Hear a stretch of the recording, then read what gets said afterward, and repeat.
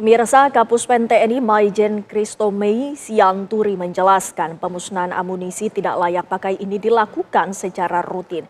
Pihak TNI saat ini masih menyelidiki penyebab terjadinya ledakan dan masyarakat yang menjadi korban. Berikut penjelasan Kapuspen TNI Maijen Kristomei Sianturi kepada TV One.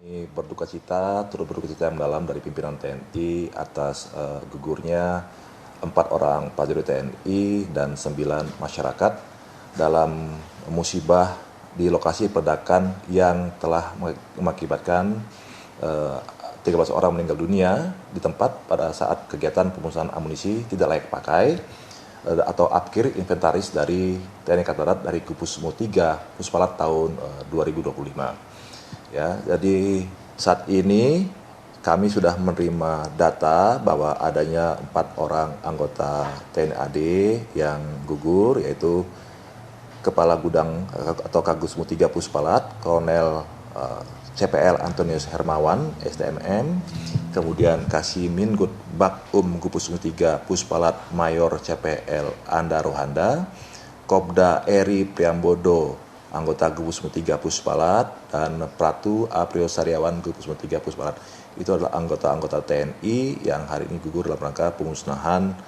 munisi akhir atau munisi bekas di Garut hari ini. Kemudian adapun warga sipil yang ikut menjadi korban, yaitu Saudara Agus bin Kasmin, Saudara Ipan bin Obur, Saudara Anwar bin Inon, Saudara Ius, Ibing bin Inon, Saudara Ius Rizal bin Syepullah, Saudara Toto, kemudian Saudara Sakambangan, Saudara Rustiawan, serta Saudara Endang. Saat ini semua korban yang meninggal dunia sudah dievakuasi ke RSUD Pamengpeuk untuk dilakukan otopsi dan pemusnahan jenazah. Berdasarkan informasi yang kita dapat, memang ada secara rutin adanya pemusnahan munisi-munisi yang sudah tidak layak pakai atau sudah kadaluarsa gitu ya. Nah, tempatnya memang di desa, di tempat itu ya, di daerah Cibalong tadi ya, tempat pemusnahan munisi dari Kupusmu 3 Puspalat itu memang sudah direncanakan untuk munisi-munisi yang tidak layak pakai atau sudah melebihi atau kita bilang sebutnya expired ya, itu memang harus diadakan pemusnahan. Nah, kita masih selidiki ke depan nanti apa penyebab terjadi ledakan ini dan kenapa misalnya banyak masyarakat juga yang ikut menjadi korban. Apakah memang seperti biasanya itu setelah ledakan itu ada serpian-serpian yang biasanya segera diambil oleh masyarakat untuk berbondong-bondong mengambil sisa-sisa logam, sisa-sisa tembaga yang ada itu nanti kita selidiki ke depan. Setelah saat ini hanya informasi itu yang bisa kita sampaikan terlebih dulu sambil nanti kita mengamankan tempat tersebut.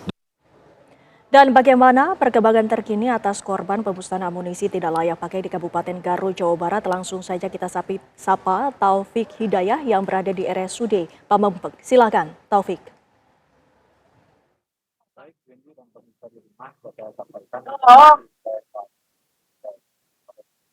Menjelang petang, orang tua korban yang jenazahnya sudah mulai dievakuasi di kamar jenazah RSUD Pamengpeuk Garut ini sudah mulai diminta masuk ke kamar jenazah, apakah dilakukan pencocokan atau apa. Namun yang pasti yang terbaru Inafis dari Polres Garut juga ikut membantu melakukan proses identifikasi para korban. Dan untuk tim Hardenpal Siliwangi saat ini tengah melakukan sterilisasi di lokasi bekas pemusnahan amunisi kadaluarsa yang mengakibatkan 13 orang korban meninggal dunia. Dan untuk saat ini di Rumah Sakit Umum Pamengpeuk masih terus berdatangan kerabat, terutama keluarga atau masyarakat lain yang ingin mengucapkan bela sungkawa kepada keluarga korban, karena memang seluruh anggota keluarga korban tengah berada di sekitaran halaman kamar jenazah RSUD Pamengpeuk untuk kepentingan identifikasi atau pencocokan data kekeluargaan yang diminta oleh tim medis RSUD Pamengpeuk. Demikian, Windy. Baik, Taufik. Hidayah, terima kasih atas informasinya dari RSUD Pamengpeuk. Dan pemirsa, kita lihat bersama bahwa saat ini sejumlah warga masih berada di RSUD Pamengpeuk untuk melihat dan juga menunggu bagaimana proses identifikasi dari korban. Dan Taufik, bisa Anda ceritakan ini apa perkembangan terbaru? Sepertinya ini masih ada proses penyidikan ataupun otopsi yang dilakukan oleh petugas di sana, Taufik? Betul sekali. Tadi satu persatu anggota keluarga, terutama para orang tua yang memang orang tuanya masih ada atau adik atau kakak dari para korban dipanggil oleh tim medis guna melakukan pencocokan antara korban dan anggota keluarga karena memang kondisi tubuh para korban sendiri sudah tidak utuh saat dievakuasi ke kamar jenazah ini. Dan perlu diperbarui juga tim Inapis dari Polres Garut ya, ikut membantu proses identifikasi medis di kamar jenazah ini sehingga untuk mempercepat upaya otopsi dan proses forensik yang akan dilakukan oleh dokter spesialis forensik yang akan tiba malam nanti. Dan perlu diketahui juga jenazah para korban ini belum bisa dikembalikan ke keluarganya pada sore hari ini karena memang petugas memerlukan banyak keperluan, terutama penyatuan kembali organ-organ tubuh yang telah hancur untuk disatukan kembali ke agar nanti saat dikembalikan bisa utuh kepada keluarga. Demikian, Windy. Taufik, apakah dari pihak rumah sakit masih menunggu kantong jenazah dari lokasi kejadian? Baik, yang terbaru tadi sendiri, kantong jenazah yang tiba sekitar pukul 15.50 tadi membawa sepertinya organ tubuh lain yang tersisa di lokasi bekas ledakan amunisi atau pemusnahan amunisi yang ada di Desa Sagara tersebut. Dan saat ini petugas juga masih melakukan sterilisasi apakah masih ada sisa-sisa anggota tubuh korban yang bisa ditemukan di lokasi tersebut. Demikian, Binti. Tapi kami ingin melihat bagaimana suasana di sana apabila ada keluarga yang ingin mencocokkan data, kemana pihak keluarga harus melaporkan, ke posko mana saja yang telah disediakan, Taufik? Untuk posko sendiri seperti Anda lihat di layar kaca, ini yaitu di ruang mortuari, ruang jenazah, sehingga orang tua, kakak, adik, atau ayah yang memang akan dilakukan pencocokan identifikasi antara jenazah dengan anggota keluarga karena memang sulit korban sendiri sulit dikenali sehingga perlu ada identifikasi lanjutan terutama dari ahli forensik, tim forensik yang akan diterjunkan pada malam hari ini. Demikian, Windy. Ya, Taufik, mungkin Anda bisa menggambarkannya agar kami bisa melihat di layar kaca kemana keluarga ini sedianya akan menyerahkan data dan apakah ada keluarga yang saat ini sedang menunggu bagaimana hasil dari proses identifikasi. Kami ingin melihat bagaimana suasana di sana, mungkin bisa ditunjukkan di layar kaca sambil Anda mengabarkan bagaimana kondisi terkini di RSUD Pamengpeuk. Taufik. Baik, seperti inilah Anda boleh lihat ini yang duduk di sekitaran lantai luar kamar jenazah ini merupakan anggota keluarga korban yang menunggu giliran dipanggil oleh tim medis untuk dilakukan pencocokan identifikasi dengan korban. Dan mereka pun satu persatu artinya harus mengantre satu persatu agar bisa mengenali apakah korban yang saat ini terbungkus kantong jenazah betul anggota keluarganya atau bukan. Tapi yang pasti untuk posko belum didirikan posko tertentu karena saat ini urgensitasnya masih terjadi di lokasi ini karena memang keluarga korban langsung mendatangi rumah sakit ingin mengetahui apakah anggotanya baik-baik saja. Namun seperti tadi disampaikan 13 orang terutama 9 warga sipil yang ada di lokasi harus meninggal dunia dampak dari pemusnahan amunisi kadaluarsa. Demikian, Windy. Taufik, lantas bagaimana dengan kantong jenazah yang sudah diterima oleh pihak RSUD Pamengpek? Saat ini sudah ada berapa dan dipastikan berapa korban yang dinyatakan telah meninggal dunia, Taufik?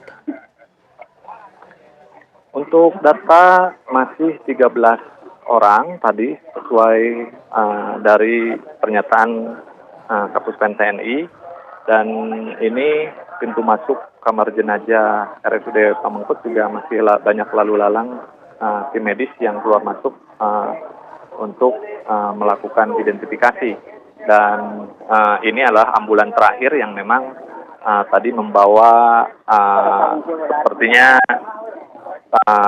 organ tubuh manusia yang tertinggal di lokasi bekas pemusnahan, dan awak media juga tidak bisa terlalu dekat menuju kamar jenazah karena memang dibatasi hanya sampai halaman saja, dan saya akan masih menunggu klarifikasi dari Humas RSU Pamengpek berapa kantong jenazah yang ada di dalam dan siapa-siapa saja yang identitasnya sudah teridentifikasi. Demikian, Wendy. Berdasarkan penuturan dari pihak rumah sakit maupun warga yang menunggu di sana, apakah sudah dikabarkan apa yang menjadi kendala dalam proses identifikasi kali ini, Taufik? Yang pasti kendalanya untuk jenazah yang tidak utuh, terutama yang sulit dikenali wajahnya, karena memang serpihan bekas ledakan tersebut sangat dahsyat, sehingga jika memang radius korban dengan ledakan tersebut memang dekat, sehingga maka organ tubuh mereka akan hancur sehingga akan sulit dikenali, dan itulah kendala yang saat ini tim medis alami, dan para keluarga terutama orang tua makanya dipanggil ke dalam kamar jenazah ini untuk proses pencocokan apakah anggota keluarga mengenali korban ini sesuai ciri, apakah ya atau tidak. Dari situ akan diketahui nanti siapa-siapa saja identitas yang sudah teridentifikasi di kamar jenazah ini. Demikian, Wendy. Taufik, apakah seluruh keluarga dari korban meninggal dunia ini sudah memberikan data untuk pencocokan data antemortem maupun postmortem, ataupun masih ada beberapa keluarga yang ditunggu, Taufik? Betul sekali, sudah saya sampaikan tadi bahwa memang secara bergantian artinya antre untuk memberikan data. Jadi ketika satu orang anggota keluarga dipanggil ke dalam sambil memberikan KTP juga kartu keluarga, termasuk mengenali ciri-ciri siapa yang ada di dalam kantong jenazah ini, sehingga masih ada beberapa anggota keluarga yang menunggu panggilan dari tim medis untuk proses identifikasi ini. Seperti Anda lihat di layar kaca, ini merupakan anggota keluarga yang menunggu atau yang belum terpanggil untuk pencocokan data di dalam kamar jenazah. Demikian. Baik, Taufik dan juga pemirsa, kami masih akan mengabarkan informasi terkini mengenai pemusnahan amunisi tidak layak pakai yang terjadi di Kabupaten Garut, Jawa Barat. Usai jeda berikut ini, tetaplah bersama kami di Kabar Petang.